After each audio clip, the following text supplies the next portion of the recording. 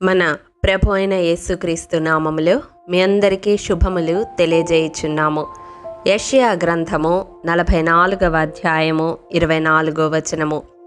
యెహోవానగు నేనే సమస్తమును జరిగించువాడను. ప్రియ దైవజనమా, మనం ఆరాధించే దేవుడు సమస్తమును జరిగించేవాడు. సమస్తము ఆయన ఆధీనములోనే ఉన్నాయి.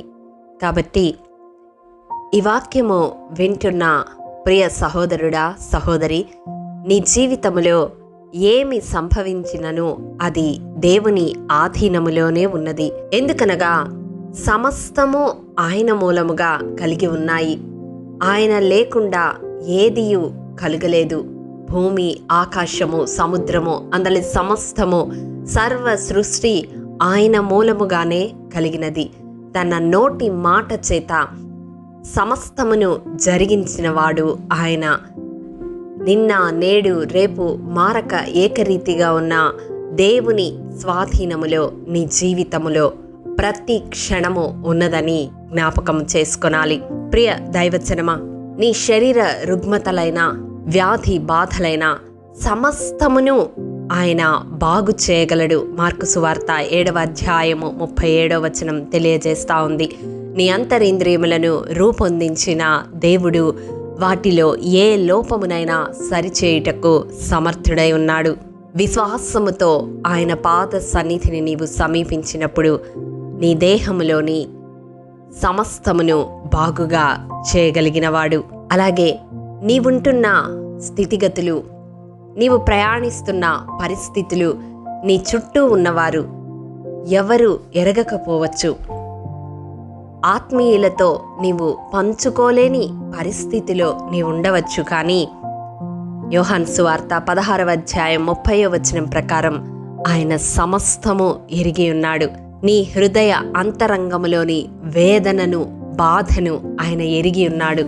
ఎవ్వరితో నీవు నీ బాధను చెప్పుకొనలేకపోయినా ఆయన చూస్తూ ఉన్నాడు. ఆయన కన్నులకు సమస్తము మరుగులేక తేటగా ఉన్నది.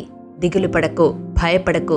నీ పక్షముగా కార్యము చేయగలిగిన దేవుణ్ణి నీవు ఆరాధిస్తూ ఉన్నావు. ఆయన సమస్తము సమకూడి జరిగించగలిగినవాడు. నీకు ఎదురవుతున్న ప్రతికూల పరిస్థితులన్నిటినీ నీ మేలు కొరకై సమకూర్చగలిగినవాడు. ఏ అక్కరలో నీవున్నావో, ఏ అవసరతలో దేవుని వైపు చూస్తున్నావో, కానీ అపోస్తల కార్యములు 17వ అధ్యాయం 25వ వచనం ప్రకారం ఆయన సమస్తమును దయచేవాడు. ధారాళముగా దయచేయగలిగిన దేవుడు. నీ అక్కరలన్నిటినీ ఆయన తీర్చగలిగినవాడు. తన కృపా మహదైశ్వర్యములో నీ యొక్క ప్రతి అవసరతను తీర్చగలిగిన దేవుడు. నిర్ణయ కాలములో నీ హృదయ వాంఛలను సిద్ధింపచేయగలవాడు. ప్రియ దైవజనమా, ఇప్పుడు నీ కనులకు నీ జీవితము శూన్యముగా కనిపించవచ్చు. యిర్మీయా గ్రంథం 51వ అధ్యాయం 19వ వచనం ప్రకారం సమస్తమును నిర్మించిన వాడైన ఆ దేవాది దేవుడు నీ భవిష్యత్తును కూడా నిర్మించగలడు. నీ బిడ్డల భవిష్యత్తును కూడా నిర్మించగలడు.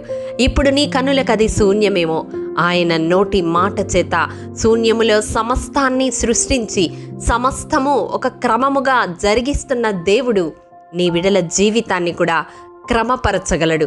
శూన్యముగా ఉన్న వారి జీవితాన్ని ఫలభరితము చేయగలడు. ఆయన కన్నులకు మంచిగా ఉండినట్లు నీ బిడ్డల జీవితాలను, నీ జీవితాన్ని నిర్మించగలడు. నమ్ముతున్నావా? నీ దేవుడు సమస్తమును జరిగించువాడు. అవును, నా దేవుడు సమస్తమును జరిగించువాడు. ఈ మాటలు వింటున్న నీవు ఈ వాగ్దానముతో ఏకీభవించగలిగితే ఈ ప్రార్థనలో హృదయపూర్వకంగా దేవుని కృపాసనము చెంత సమీపించు. దేవుడు నీ జీవితంలో సమస్తమును జరిగించనయున్నాడు. ఆమేన్. మహాఘనుడా, మహోన్నతుడా, మహాపరిశుద్ధుడా, మహిమగల రాజా, నీ పరిశుద్ధ పాదములకు వందనాలు, స్తుతులు, స్తోత్రములు. దేవా, విత్తబడిన వాక్యమును ప్రతి హృదయములో నూరంతలుగా ఫలింపచేయండి. నీవు సమస్తమును జరిగించగలిగిన దేవుడవు. సమస్తము నీ ఆధీనములో ఉన్నవి తండ్రి. అయా, ఈ ప్రార్థనలో ఏకీభవిస్తున్న బిడల జీవితాలలో ఏ కొదువ కలిగి ఉన్నారో, ఏ అవసరత కలిగి ఉన్నారో సమస్తము ఎరిగిన వాడవు. సమస్తము నీ కన్నులకు తేటగా కనబడుచూ ఉండగా వారి జీవితాలను నిర్మించండి, వారి జీవితాలను బాగు చేయండి ప్రభువా. నాయన, నీ కృపలో సమస్తాన్ని సరిచేసి నీ మహిమ కొరకు నీ సాక్షులుగా వారిని నిలవబెట్టుకునమని యేసతి పరిశుద్ధ నామం పేరట అడిగి పొందుకొని ఉన్నాము తండ్రి. ఆమేన్.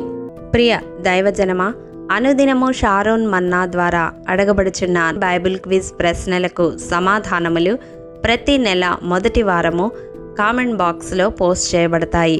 కాబట్టి గమనించి మీకు తెలియని ప్రశ్నలకు సమాధానములు తెలుసుకొనగలరని ప్రభు పేరట మనవి చేయుచూ ఉన్నాము. ప్రియ దైవజనమా, ఈ దినం బైబిల్ క్విజ్ ప్రశ్న: ఉపదేశము మీద ఏమి ఉంచాలి? ప్రియ దైవజనమా, ఈ దినము జన్మదినము, వివాహ దినము జరుపుకుంటున్న వారికి షారోన్ గ్రూప్ తరపున హృదయపూర్వక శుభాకాంక్షలు తెలియజేయుచూ ఉన్నాము. దేవుడు శ్రేయస్కరమైన ఆశీర్వాదములతో ఈ సంవత్సరాది నుండి సంవత్సరాంతము వరకు మిమ్ములను నింపాలని ప్రార్థిస్తూ ఉన్నాము. ఆమేన్.